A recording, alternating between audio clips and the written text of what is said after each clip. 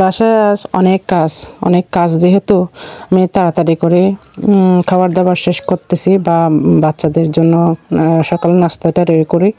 তারপর হচ্ছে বাচ্চাদেরকে আমি খাওয়ানোর পরে আমি খেতে বসছি।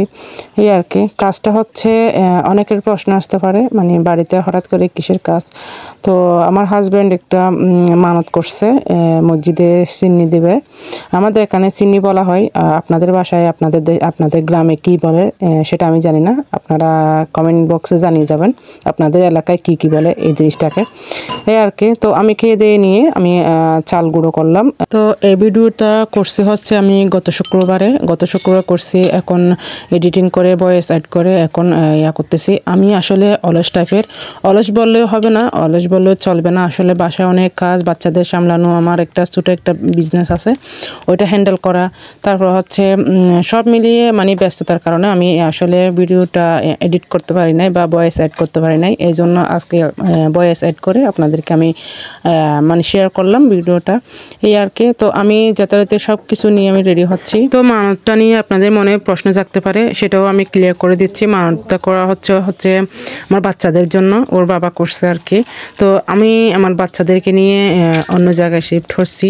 তো আমার বাচ্চাদের নিয়ে আমার অনেক আশা, আল্লাহ যদি পূরণ করে, আল্লাহ যদি সহায় হয়, ইনশাআল্লাহ আমার বাচ্চাদেরকে আমি প্রতিষ্ঠিত করবো ইনশাআল্লাহ, যদি আল্লাহ রহমত দান করেন এবং যদি আপনারা দোয়া করেন। তো আপনারা সবাই আমার সন্তানদের জন্য বেশি বেশি করে দোয়া করবেন, যাতে আমি যে নিয়তে বাসা থেকে বের হচ্ছি বা আমার এক জায়গা থেকে অন্য জায়গায় শিফট হচ্ছি সেই আশাটুকুর জন্য আল্লাহ তাআলা পূরণ করেন, এই দোয়া করবেন সবাই। তো অনেকেরই মনে প্রশ্ন জাগতে পারে আমরা কোথায় যাচ্ছি বা কোথা থেকে কোথায় শিফট হচ্ছি।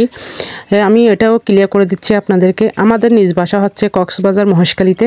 তো আমরা শিফট হচ্ছে চট্টগ্রামে, এই আর কি। তো আমি ছোটো থেকে আমার বাচ্চারা যখন ছোটো ছিল, ছোটো থেকে আমি মানে পরিকল্পনা করছি হচ্ছে আমার বাচ্চাদেরকে আমি যেখানে দিই সেখানেই আমি আমার বাচ্চাদেরকে নিয়ে একসাথে চলে যাব। আমার বাচ্চাদেরকে আমি একলা কোনোদিন ছাড়বো না। যেহেতু দেশের পরিস্থিতি খারাপ, আমার বাচ্চাদেরকে নিয়ে আমি সাথে যেখানে ইচ্ছে মানে যেখানে যাই আমার বাচ্চারা মানে সেখানেই আমি চলে যাব।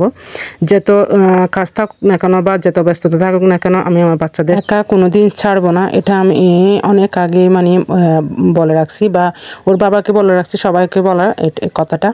তো এটা হচ্ছে কথা।